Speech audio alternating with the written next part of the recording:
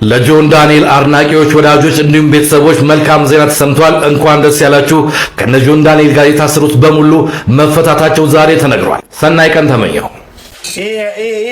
አዋርድ ይዤ ዛሬ ጆን ዳንኤል ጋር ነበርኩ።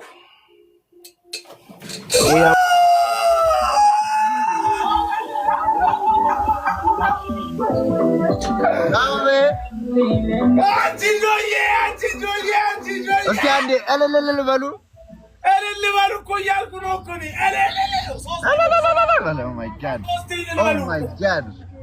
አንዴ ኮሜንት ላይ በሉ እግዚአብሔርን ዲሳት ለሁላችሁም አንድ ቻሌንጅ ልስጣችሁ። ጆን ዳንኤል 1 ዓመት ከ4 ወር ታስሮ በሚወጣበት ሰዓትም አካውንቱ መጀመሪያ ሲታሰር 2.3 ነበር። አሁን ቀንሶ እንግዲህ 2.1 ሆኗል። ስለዚህ ጆን ዳንኤል ከእስር ሲወጣ እዛ 2.3 ላይ እንዲያገኘው ሜንሽን የማደርገውን የጆን ዳንኤልን አካውንት ሁላችሁም ፎሎ በማድረግም ሰርፕራይዝ እናድርገው። እንደሚታወቀው 2.3 ነበር፣ አሁን 2.1 ወርዷል። ስለዚህ ይሄንን መልካም ስራ እንስራ። ጆን ዳንኤል ላጠፋው ጥፋት ተቀጥቶ እንግዲህ ከእስር አሁን ላይ ወረቀት ስራዎችን ጨርሶ ይወጣል። በድጋሚ እንኳን ደስ ያለ ማለት ፈልጋለሁ። ሁላችሁም ገብታችሁ ፎሎ አድርጉትም። ዛሬ ጆን ዳንኤል ጋር ነበርኩ። ይሄ አዋርድ እሱ እስኪመጣ ድረስ እኔ ይሆናል። ይሄ አዋርድ ማለት ነው። እዛ ላይ ስሙን አልጠቀስኩም እዛ አዋርዱ ቦታ ላይ፣ ምክንያቱም ድጋሚ አጀንዳ መፍጠር ይሆናል ብዬ ስላሰብኩ ነው። እና ይሄ አዋርድ ሁላችንም ላይቭ ስትሪም ላስጀመረን ብዙ ላበረታታል ይሄ አዋርድ ጆዬ ነው።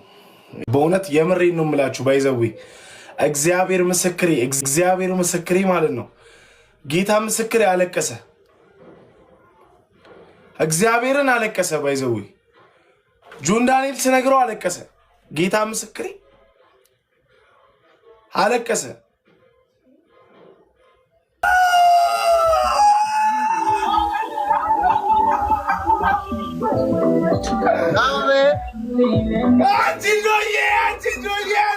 እስኪ አንዴ እልል በሉ እኮ እያልኩ ነው እኮ እኔ